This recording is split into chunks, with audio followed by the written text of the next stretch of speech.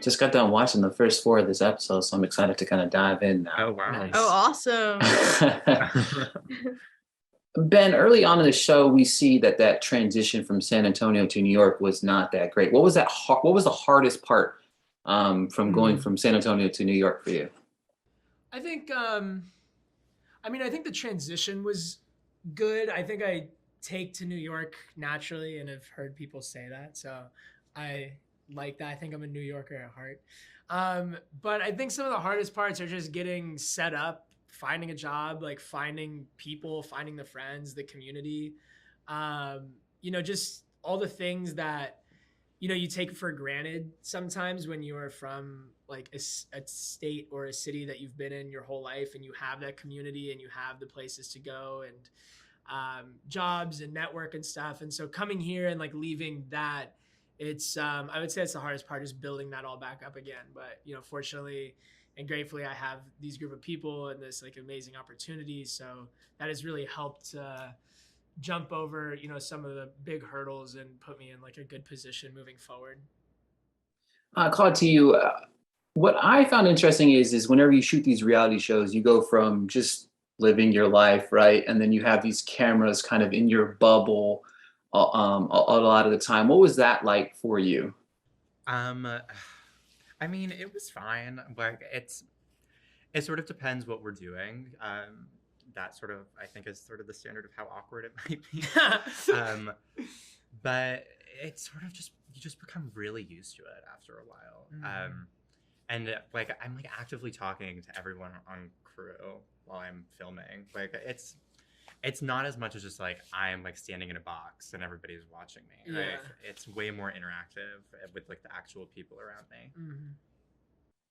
Sophia, your story is very inspirational from so many different angles. One of the things you started so early on with the photography at 13. What advice would you give to younger generations of photographers trying to break into this world? Yeah, I would definitely say be courageous. Don't be afraid to try new things in terms of art. Definitely create photos that are as new as possible because people get bored by seeing the same trendy styles of photography over and over again. I would also say don't be afraid to cold email a bunch of magazines, publications, and editors because you never know who will respond. And if you email a bunch of people, asking to shoot for them, one company is going to respond and give you a yes, and that's all it takes. Ben, throughout these four episodes so far, we've seen you kind of come more and more into your own. Were you hesitant about being this vulnerable in front of the camera? Yeah, there's definitely moments where, I would think about, how vulnerable I'm being.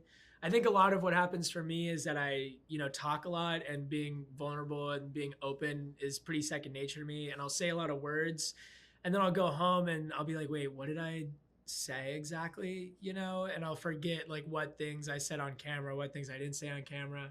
But overall, like, I'm very happy to do it and honored to do it. And I feel like I think being vulnerable is so important. And so to be able to be in this position where I'm able to do that for, however many viewers we hopefully have, like, it's just an honor to be able to do that and like share my life and be open for people.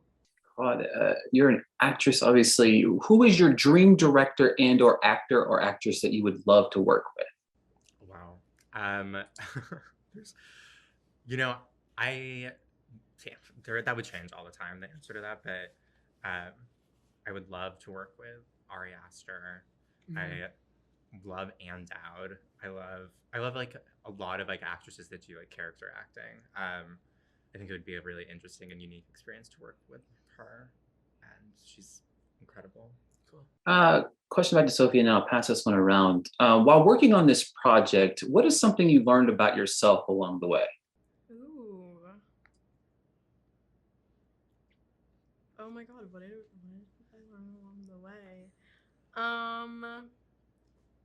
Definitely. I mean, there are like some superficial answers, but actually I've learned that I'm a lot more courageous than most people. a lot of the things that I do on a day-to-day basis, I find pretty boring and totally mundane.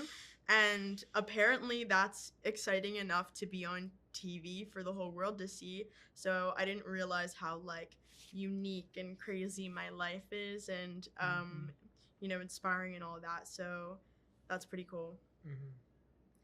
Yeah, I would say also to Sophia's point, doing this, I feel like I learned that I can do more things like this, like more things with like cameras in my face and, doing stuff for a camera or being put in, like a bigger role. I mean, for me, this was just such a big jump in my career. And, when you're trying to be an actor or an entertainer, you just kind of think like, yeah, this feels like a pipe dream, like it feels crazy to do it. But then when you actually have that validation of like, oh, you actually can make it happen, it is very encouraging and affirming to who you are. I think for me, this has just kind of affirmed, like, even more solidified my like sense of self, yeah.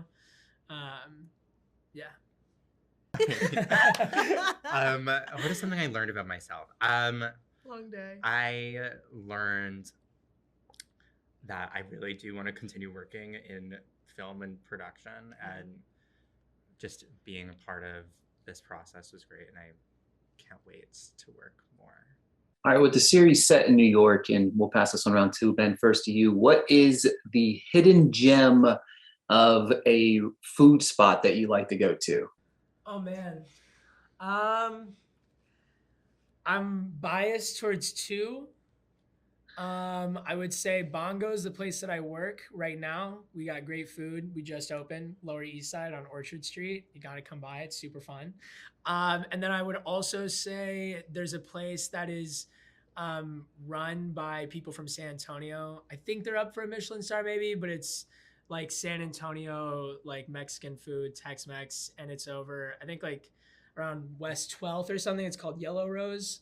They were really, really great food, tasted like home. San Antonio has, arguably like best Mexican food in the country, maybe, I think. So if you want that type of Mexican food, you got to go there. It's awesome. Anything from you?